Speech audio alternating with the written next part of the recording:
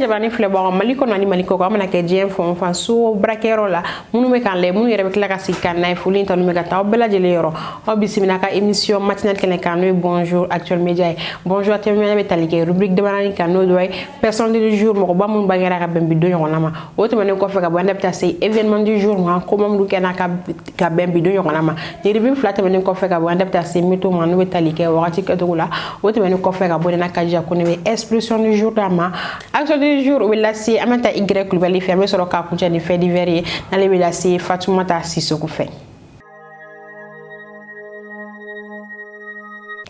Voilà ça quand j'aime la sur mon page Facebook Actuel Média, chaîne YouTube Actuel Média, li nga site internet no www.actuelmedia.net. Ni anseli en rubrique follow-ma no personne du jour et moko ba mon bangira ka bembi do yonama le 17 août. Amadame Michel Prétona, allez acteur français, allez bangira le 17 août 1942. Aye sambina ni filake film ko konnana film bi sabani ko to réaliser. O te menen ko fukanda c'est Austin Butterman, allez acteur américain elle bangira le 17 août 1991 aye santan ngoro ke film ko konnana ay film bi saban ke réalisé autrement ko faka boyanda beta c'est Sean Penn elle acteur américain elle bangira le 17 août 1960 aye sambilen ke film ko konnana aye prix tan kelen soro autrement ko faka boy hame bita kuntani Jacques Perlin elle acteur français elle bangira le 17 août 1927 aye sambi duroni duruke film ko kare ko konnana aye film binani wolobla et réalisé ina tumi dans série anga bi personne du jour là ameta ya fait doni kana soni andakata si événement du jour ma OTS est là pour tous vos besoins en matériel électronique et électroménager. Ante 50 yina wala sakan jam ngenda sura bo na page Facebook Actuel Média, chaîne YouTube Actuel Média, le na site internet no www.actuelmedia.net. Ni anseli nga rubrique flana mano événement du jour ko wa mun kera ka be mi do nyona ma.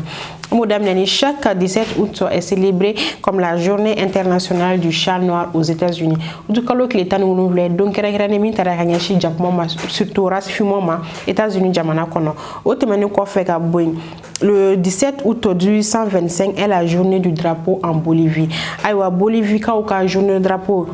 keraka bembido yona ma le 17 août. Au temene ko fe ka le 17 août 1960 est la fête nationale au Gabon. Gabon a ene pa yera ma horan soro ka bembido yona ma le 17 août. Au temene ko fe ka le 17 août 1945 est la fête nationale en Indonésie depuis l'indépendance. Aïwa Indonésie on fait fête d'indépendance bien ama fu bela jele mala ka san chama yurula ni tu me dans si anga bi événement du jour là am tanya fe do ngana so na ndaka tase météo ma ESG, École supérieure de gestion spécialisée dans la formation des métiers de la comptabilité et de la gestion d'entreprise. Amala ko dina ka foko toujours ami bonjour Actuel Média kenene kanya sele ya rubrique météo ma no betalike wakati ke to la mu dem ne Bamako la bi Bamako maximal 24 degrés minimal 21 degrés femme Bamako na la minu na same na ko sebe bi wote benen ko faka bo adapta si kay maximal 26 degrés minimal 24 degrés kay da na midi same sans fien mechi wa be na choufa ya fanfe wote benen ko faka bo adapta si kulukuru ma bi kulukuru maximal 24 degrés minimal 21 degrés kulukura na minuna same na kosebe bik les journées kono wote benen ko fere bo nepta c'est sika so maximal 26 degrés minimal 21 degrés femme sika so na la minuna same fi matena wote benen ko fere bo nepta c'est seguma bi seguma maximal 26 degrés minimal 23 degrés seguna la minuna same na kosebe bi wote benen ko fere bo nepta c'est mopti maximal 27 degrés minimal 23 degrés mopti na la minuna same na kosebe bi après midi konana wote benen ko fere bo nepta c'est gawma bi kaw maximal 32 degrés minimal 25 degrés gawra na mini sans côté ou fembi wote benen ko fere bo nepta c'est Tombouctou maximal 32 degrés femme minimal 26 degrés Tombouctou na la mini sans côté mbi wote benen ko fere bo yami bita kunjani Kidal maximal 37 degrés minimal 27 degrés femme Kidal ko fe sans côté ou fembi ina tumi dans siri anga bi météo la amita ya fe doni kana sani na kaja kene soroka expression du jour dam. Pour tous vos besoins en librairie, papeterie, matériel informatique, appareils électroniques et divers, rendez-vous chez Acadé Informatique. Ni ansele anga rubrique expression du jour male bila si na kaja kunene fe ay kene soroka ba amna fulla sama. nana ka jani sago c'est ça va Fatma Dara ko kay ko to jogo la yera di ko be geje ko sa dona man ame ga ande buri bon ngani alhamdulillah ami ala barikara parce que ama c'est flaka ay waaw oui alhamdulillah o yalla tanu bele bele voilà ok ful kan mani bulu bi ala saint frère bako bela jeli min instruction du jour mali aywa o jara en ko so be Fatma Dara mais yoni nga fle lo fo mais ful kene kene ngade yerema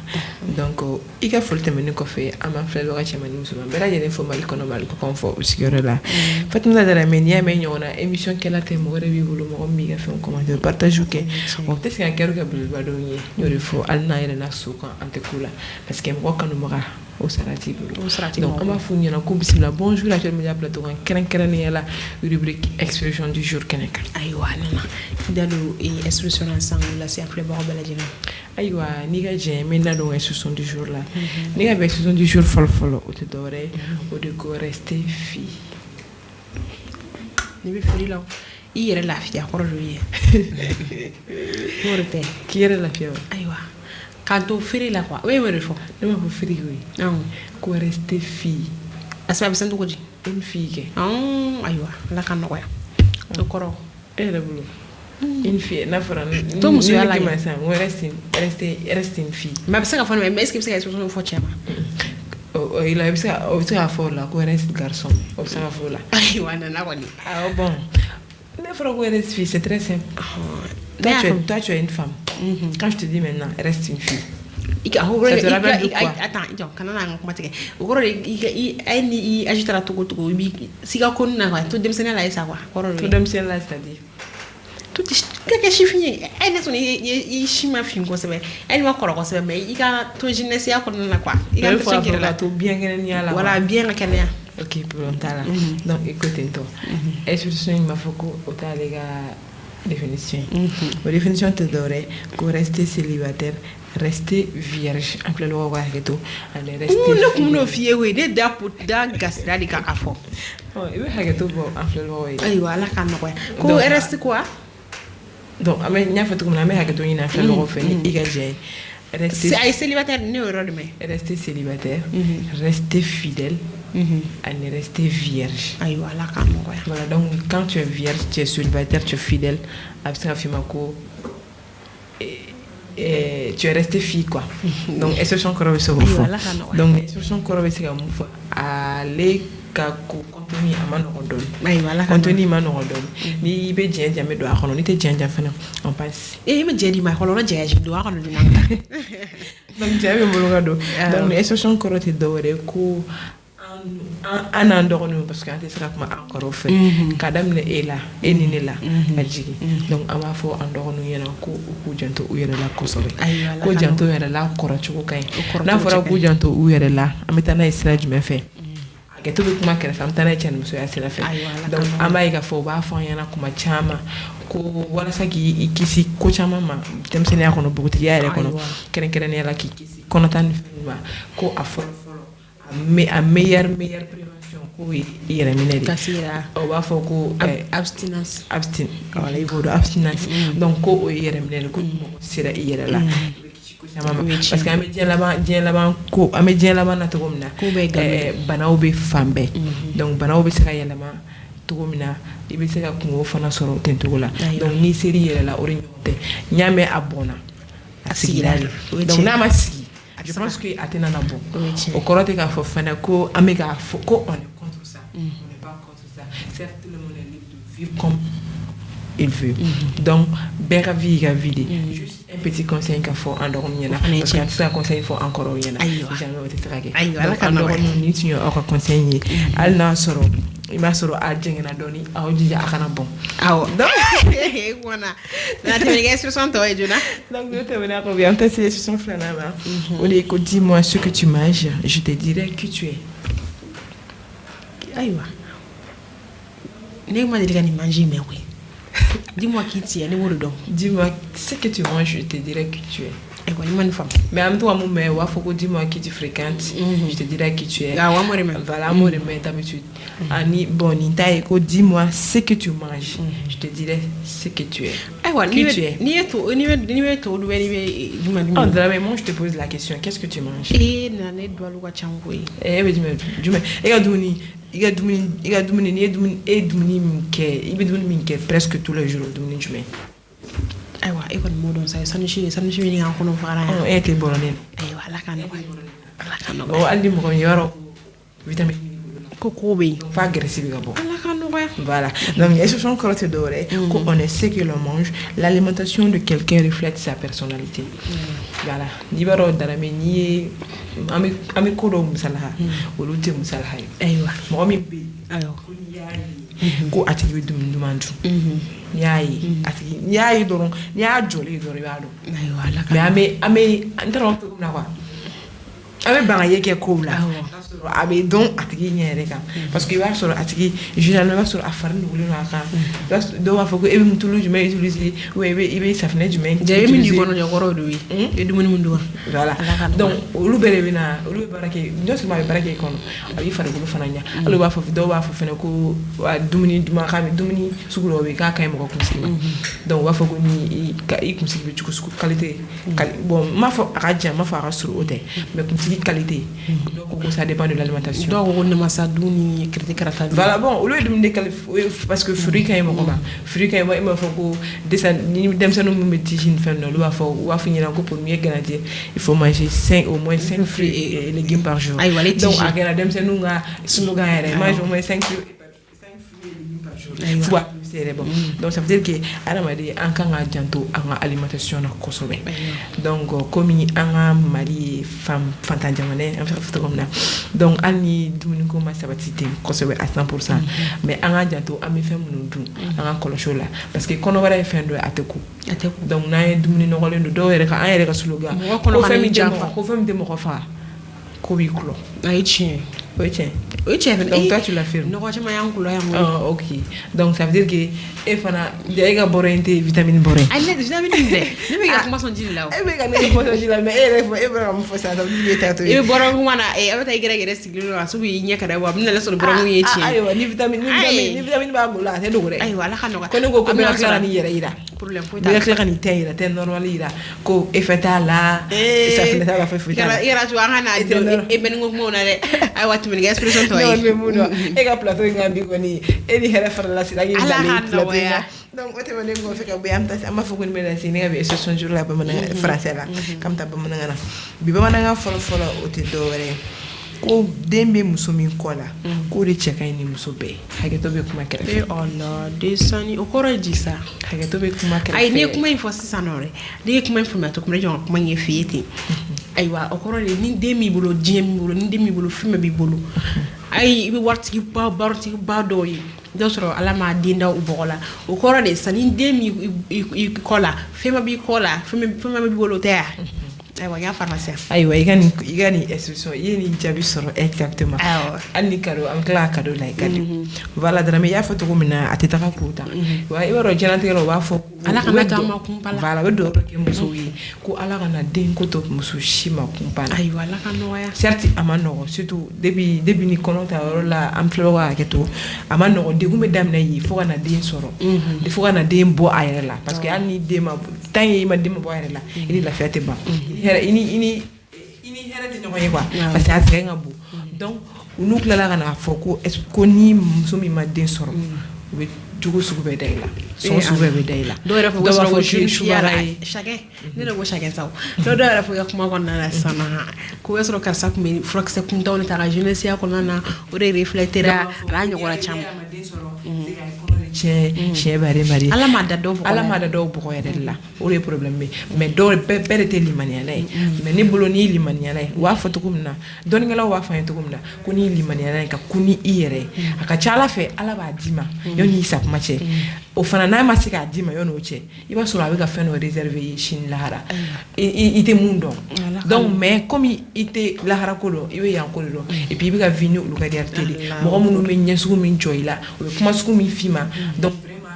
a dali ma nɔgɔ mɔgɔ fan la donc hali bi an bɛ dugawu de kɛ ala m'a don minnu garisɛgɛra fɔlɔ ala k'a don an bɛɛ lajɛlen garisɛgɛ la ko an bɛ dugawu kurakuraya ala kana to muso si ma kunpa na donc n'o tɛmɛna ka bɔ yen an bɛ taa se expression laban ma o ni bamanankan filanan o de ye Darame ko da tɛ balimaya sinsin ko nka sen fila de b'a sinsin e mɔgɔ sen sira wa ayiwa e jumɛn ne faamu la ni y'a kɛ min ye ka sa ni n'a fɔ san ne bɛ ka appel ni fɛnw kɛ ne tɛ k'e sen fila sira bɔ ne tɛ ka ko ye terre de nana ayiwa i ka o kuma i y'o fana sɔrɔ a bɛna fɔ i ka bamanankan ninnu cɛ ayiwa bi sola ka na masa de ayiwa ne bɛ ka refléter farisogo la voilà i y'a fɔ cogo min na a tɛ tɛmɛ o kan komi an b'a fɔ cogo min na balimaya la ni i ni mɔgɔ bɔra kɔnɔwolo kelen na a mana kɛ togo o togo i tɛna se e tɛ se k'o bali du fait que aw bɔra joli kelen na aw bɛɛ ye jeli kelen donc i kɛra fɛ o i balima de don i ma k'a fɛ o i balima de don n'i y'a ta k'a lajɛ balima dɔw bɛ yen olu tɛ ɲɔgɔn sira labɔ o ye fɛn min cɛ ka jugu balimaya la o bɛ se ka kɛ fɛn min bɛ se k'aw kɔdon ɲɔgɔn ma wa o bɛ se ka kɛ fɛn fana mɔgɔ bɛ se ka don aw ni ɲɔgɔn cɛ min na kuma bɛɛ weleli certes diɲɛ gɛlɛyara tagali mɔgɔ ka taga mɔgɔ fɛ a ma nɔgɔ sisan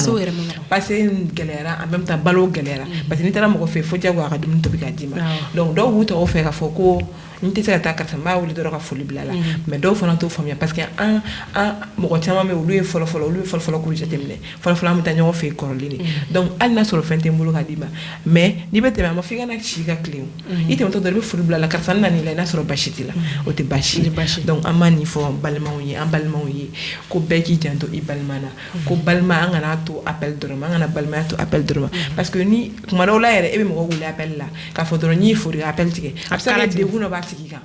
a tɛ se k'o f'i ɲɛna téléphone na mais ni e taara a ka so e yɛrɛ bɛ degun ye ka sɔrɔ a ma f'i ɲɛna donc o de la a bɛ fɔ ko senna i y'a fɔ cogo min na sira ka mɔgɔ senna sira bɔ ka mɔgɔ senna sira bɔ o de ɲɔgɔn tɛ ni appel ye peut-être téléphone nana ko nɔgɔya mais appel de ɲɔgɔn tɛ donc an b'a fɔ an filɛ lɔgɔw ɲɛna ko nin bɛ dan sigi ne ka bɛ 70 jours la ko ni ala ma bɛ sigi an bɛ ɲɔgɔn sɔrɔ yan juma don an ka foli bɛ technicien ye k'a ni ce ayiwa flash ka di an ka foli bɛ yɛrɛ yɔrɔ la n'a ka di ja yɛrɛ ɲuman ko sen ne bɛ sira bɔ ayi sen kelen tɛ sira bɔ sen kelen tɛ sira bɔ ayiwa ayi i b'a fɔ sen kelen ko sen ɲɔgɔn sira bɔ de ka ɲi ma ko da tɛ balimaya sinsin nka sen de b'a sinsin a ka to ka taa ɲɔgɔn fɛ a kɔrɔ o de ayiwa sen de b'a sinsin an ka balimaya senna sira bɔ k'a sɛbɛkɔrɔ sinsin k'a girigiri mɔgɔ ni balima foyi tɛ balimaya bɔ k'a siri k'a ja kaki ni ne bɛ da sinna la kuma na k'a siri ka ja kaki n'ala ma basi ka na e ni ne la an bɛ ɲɔgɔn sɔrɔ yan vendredi mɔgɔ tɛ kɛ programme dɔ dɛ ne ça dépend ala ka vendredi yira la ok ne b'a fɔ n ko basi t'a la komi i ko mɔgɔ tɛ ka programme ne e siragi bɛna baara min kɛ e ka plateau in kan ayiwa a bɛ kɛ diɲɛmaa ɲɛna ayiwa ala ka sɔnna a ma n'ala ma basi kɛ an bɛ ɲɔgɔn sɔrɔ yan vendredi don n'ala sɔnna a ma ni ala ka jɛ ye. ESGE, École supérieure de gestion, spécialisée dans la formation des métiers de la comptabilité et de la gestion d'entreprise. nana ka jateminɛ kɔfɛ ka bɔ yen an bɛna taa Igirek Kulubali kɛnɛ sɔrɔ an bɛna foli lase a ma a ka activité du jour d'a ma an bɛ taa Igirek ni sɔgɔma nse Dramé somɔgɔ ko di basi t'i la basi tɛ ko bɛ gejegeje oui ça va o tuma e mun de kɛ daraka ye bɔrɔ min ka sɔgɔmada in na dɛ awɔ nana ka vitamine ko kuma ninnu dun ala k'o kɛ ɲɛta ye ala k'a la folikan jumɛn de b'i bolo ka lase an filɛbagaw bɛɛ lajɛlen ma activité du jour jumɛn de b'i bolo bi d'accord cɛ n'a muso denmisɛnnin maakɔrɔba ye Dramé foli belebeleba ye yɛrɛ ta ye sɔgɔmada in na sɔgɔmada in na Dramé actualité min bɛ ne bolo o bɛ tali kɛ actualité damadamanin kan an b'a daminɛ n'an ka jamana yɛrɛ kɔnɔna ye a yela k'a fɔ ko Barkani ka kɛlɛcɛ laban Faransi minnu b'an ka jamana kɔnɔ n'o olu bɛna n'an b'a fɔ olu ma ko opération Barkani ko olu bɔra o terrain détachement militaire bɔra an ka jamana kan dɛnɛndon u tagara ka sɔrɔ cérémonie ni fɛn fosi ma kɛ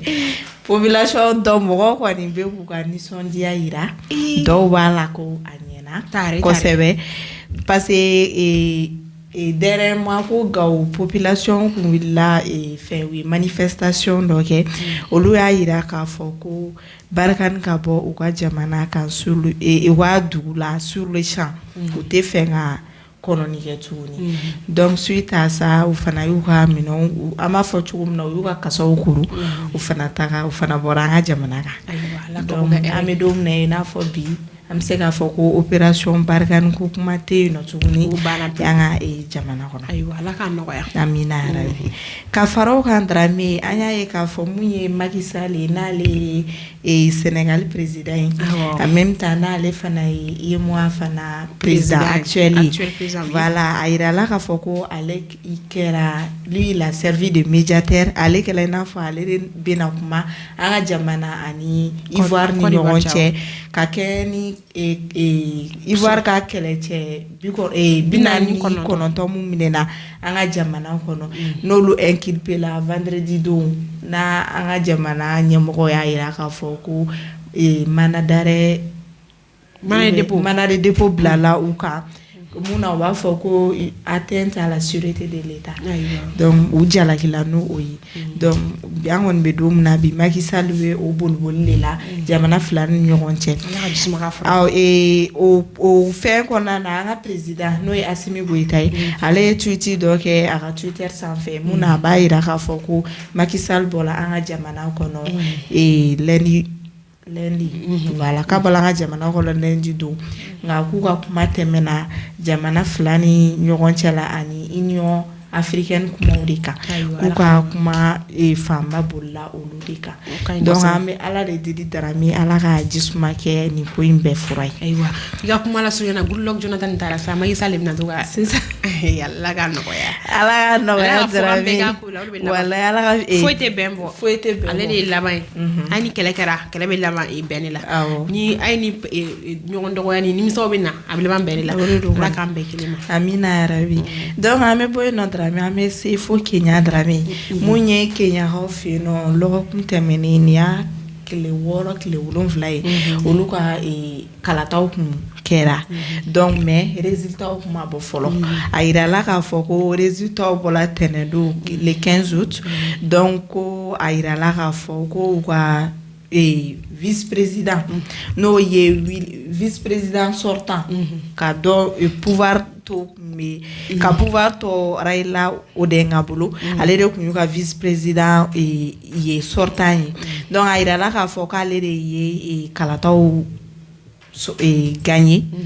ni avec 50,49% des votes voilà ale y'o gagné ni o voix de ye donc a yirala k'a fɔ kɔni ko kan adverse kɔni ko k'olu ma jɛn n'a ye donc o ŋunukan cayalen no jamana kɔnɔ dɔw ko k'a fɔ ko ni ko in ko ni tɛ ko clair ye ko c'est pas clair ko a ko ka ɲɛma jɔlen na parce que dɔw ko ko mun ye William Ruto ko ye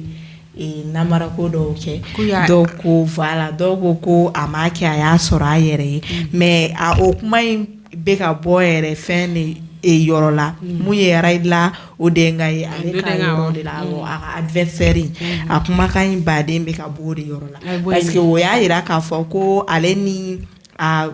concurrent dɔ in cɛ ko voix fitinin dɔrɔn de donn'u ni ɲɔgɔn cɛ donc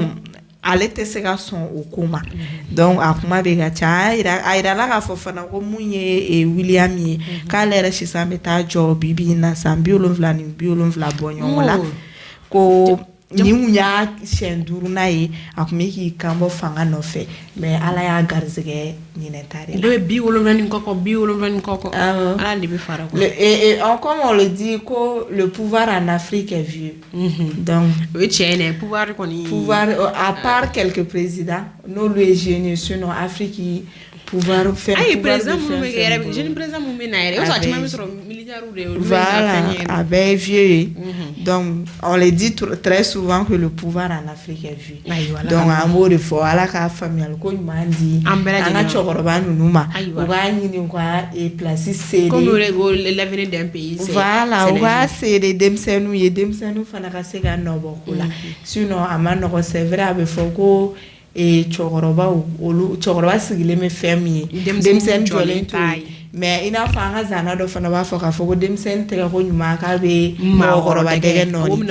donc o yɔrɔ bɛ cogoya min na u k'a dɔn k'a fɔ ko les temps ont changé denmisɛnninw fana tagara kalanw de kɛ olu bɛ bɔ olu bɛ taa fɛn wɛrɛw de ye ka na idée wɛrɛw de b'u la donc u ka chance di jeunesse ma jeunesse ka se k'o exploiter min na an bɛ se ka nɔbɔ ko la parce que ko fɛn fɛn mana kɛ i bɛ taa sɔrɔ an bɛ cɛkɔrɔba ninnu de jalaki tout le temps cɛkɔrɔbaw de bɛ jalaki et c'est normal parce que cɛkɔrɔbaw b'a fɔ ko n'olu ye mun fɔ o de ka ɲi nɔ parce que olu ye fɛn kɔrɔw ye mais an kana ɲinɛ k'a fɔ k'an ka denmisɛnnin an ka chance to denmisɛnninw fana bolo u fana ka se k'u seko n'u damayira kɛ donc n'o dabɔra n'o kɛra cogoya min na an bɛɛ bɛ jɛ ka baara kɛ n'o ye donc Darame sɔgɔmada in na ni ne tun bɛ dan sigi ne ka bi ka baro kɛ ka baro diya ka sɔrɔ ka ko ne bɛ dan sigi o tuma na sa Ala k'a nɔgɔya ne bɛ dan sigi bi actualité la Darame donc an bɛ k'a ye k'a fɔ sisan actualité bɛɛ bɛ ka kɛ futinɛkow de yɛlɛko ka dɔgɔ a la voilà kuma bɛɛ i bɛ taa sɔrɔ ni guerre tɛ yɔrɔ dɔ la attaque dɔ kɛla yen yɔrɔ la ou soit Russie yɛrɛ ni Ukraine kuma bɛɛ olu bɛ ka ɲɔgɔn attaquer sisan u bɛ ka Ukraine ɲɛ ma se yan bi koyi surtout sisan u bɛ ka to ka u ka bombe soba in Zaporizhzhia in u bɛ ka to o de fɛn sisan attaquer sisan Ala k'an kisi n'o o dun fɛn na o masiba ka jugu ni fɛn bɛɛ lajɛlen donc an bɛ Ala de deli Ala ka tasuma ka bɛɛ lajɛlen fura ye Ala ka jisuma ka fura ye en même temps fana Ala ka diɲɛ kolo suma parce que diɲɛ bɛ yɔrɔ min na sa a ma nɔgɔn donc sɔgɔmada in na Darame ni ne tun bɛ taa sigi ne ka bi actualité ayiwa Ala ka diɲɛ kolo suma o de bɛ dan sigi an bɛna taa Y Kulibali ka bi actualité jour la ni ce kosɛbɛ an ye faamuyali ko caman faamuya i ka actualité jour kɔnɔ n'Ala ma basi kɛ e ni ne la an bɛ ɲɔgɔn sɔrɔ yan juma don n'Ala sɔnna ma Darame. OTS est là pour tous vos besoins en matériel électronique et électroménager. Ame bi bonjour actuellement kuntɛ ni fait divers de ale bɛna lase Fatumata Sisugu fɛ a kɛnɛ sɔrɔ ka ban an bɛna foli lasa ma. An tɛ sɛgɛn tɛ ɲinɛ walasa ka jamu na sɔrɔ bamanankan page Facebook Actuel Media chaîne YouTube Actuel Media ale n'an ka site internet n'o ye www.actuelmedia.net ni an selen an ka rubrique laban ma ayiwa Fatumata Sisugu ni sɔgɔma. Tama ko basi t'i la basi foyi t'i la Ala kana basi k'an si la amina yarabi foli ka jumɛn bolo bi ka lase an filɛbagaw bɛɛ lajɛlen m'an lajɛlibagaw bɛɛ lajɛlen fo olu minnu tɛ sɛgɛn o tɛ ɲina an ka foli belebeleba b'u yɔrɔ la ni yɔrɔ la ayiwa fait divers jumɛn bolo bi ka lase an ma fait divers min bɛ ne bolo bi ka fɔ denmisɛnnin minnu bɛ lamɔ na n'u bɛ bɔ togodaw la ka n'u fa dɔgɔninw ou u fa kɔrɔkɛw bolo lamɔli la gɛlɛya caman bɛ se k'u sɔrɔ ne ko togoda ye mun ta u ka so kana voilà dɔw bɛ bɔ village la dɔw bɛ se ka bɔ kɛrɛfɛ duguninw na ka na olu bɛ na duguba kɔnɔ a bɛ se ka kɛ très généralement ni mɔgɔ caman ye bac sɔrɔ de i bɛna fɔ i bɛna i ka kalan tɔ kɛ somɔgɔw bɛ bila ka na a ma nɔgɔn gɛlɛya caman b'u sɔrɔ u bɛ taa du min kɔnɔ lamɔ la a mana kɛ cogo o cogo i fa somɔgɔ mana kɛ mɔgɔninfin cogo o cogo an b'a dɔn an bɛɛ bɛ yɔrɔ min na bi-bi in na mɔgɔ si tɛ mɔgɔ si ta fɛ bɛɛ k'u yɛrɛ ta de gɛlɛya caman b'a kɔnɔ bɛ n tɔgɔ ma Ala k'a nɔgɔya an bɛ dugawu de kɛ Ala ka jisuma ka fura ye denmisɛnnin minnu bɛ bɔ i ka na cɛmanw yɛrɛ kɔni an bɛ se k'a fɔ olu n tɛ m'a fɔ cogoya min na dɔw mana na lamɔli cogoya fasugu dɔ mana da o kan a bɛ se ka kɛ pression kan u bɛ kɛ dɛlɛngɛ ye musolakaw ta fan fɛ u bɛ se k'olu bila ko caman na mɔgɔ bɛ se ka bɔ a somɔgɔw kɔrɔ cogo min na u bɛ n'i ka yɔrɔ la dɔw yɛrɛ bɛ yen nɔ très généralement parents dɔw bɛ yen nɔ u bɛ na denmisɛnninw bɛ yen nɔ u tɛ olu kɔni bolo u bɛ de fait que u bɛ dumuni ni fɛnw kɛ dɔrɔn u y'a bari besoin wɛrɛ bɛ se ka kɛ denmisɛnnin na surtout ɔkɔliden a bɛ se ka kɛ kuma dɔ la passe t'a bolo bourse ko bɛ cogoya min na bɛɛ b'a cogoya kalama kuma dɔ la a bɛ se ka kɛ passe t'a bolo a taara a b'a fɔ mɔgɔ min ɲɛna a bɛ na mɔgɔ min fana fɛ yen e tɛ intéressé a la n'a bɔra dumuniko ta fanfɛla la e ma dɔn ko ninnu fana ka gɛlɛn a bɛ mɔgɔ bila ko caman na et puis a bɛ i kɛ mɔgɔ fasugu dɔ kɛ i bɛ mɔsɔn ko dɔ bɛ yen nɔ hali ni m'a fɔ a bɛ se ka kɛ i b'a kɛ rancune kɔnɔ i b'a mara i tɛ se k'a fɔ mɔgɔ ye mais de fait que o bɛ k'i la i bɛna kɛ mɔgɔ fasugu dɔ i b'a tigi juguya minɛ i bɛ se k'a tigi den juguya minɛ ka bila an bɛ min fɔ somɔgɔw ɲɛna u k'a lajɛ u ka jateminɛ kɛ nin yɔrɔ la ni mɔgɔ kɔni nana d'i ma lamɔli la a nana d'i ma i k'a lamɔ ka ɲɛ mais min ye k'a fɔ ko fasugu dɔw i bɛna ta ka kan muso dɔ cɛ dɔw yɛrɛ muso bɛ yen nɔ ni npogotiginin nana u bɛn'o kɛ baarakɛla ye a bɛ kɛ sababu dɔw ka kalan bɛ tiɲɛ bara ko man ko jamanu yara daw ta kan ko daw ta fan fela aywa munu internet la do lu tay ta dugoti munu be internet na lu ta khafsa parce que déjà lu be no aba pression belet na ku kan nu wa daw be no ibara mo ko yara di bi yere mara mi wodam na di ni tara internet na e bi ta gundo i tara ku mina ibora village la chuga mana kasino iburo ni wan tara internet ni kera mo ko hakili mai ina fo ina nyono absa ga sababu ibe segi yere mara ko jamana me ni kera mo ko fasu ina fo anga technicien yere be chuga mana bi ka na kari flash kari ako mano gombi amano gambe do ala ga jisma ga fura ala ga hakil na nyumande ni nyono be la jeli ala ka famal ko nyumandama ka famal ko nyumandu be la jeli ok ala ka famal ko nyumandi ambela jeli ma nche e ntoma ala ma bashi kala mi nyon sura jumando na la sonama ESGE, École supérieure de gestion, spécialisée dans la formation des métiers de la comptabilité et de la gestion d'entreprise. Ni tuyo nya gasige bi kon bonjour actuel media ante sengante ina wala sakan jamwe la sura babu na page Facebook actuel media chaîne YouTube actuel media le na site internet www.actuelmedia.net on te fouille note wa fa te fouille na partenaire te en partenaire folo do académie informatique OTSI Sistra technologie ESG alen technologie ista akambe tien wati were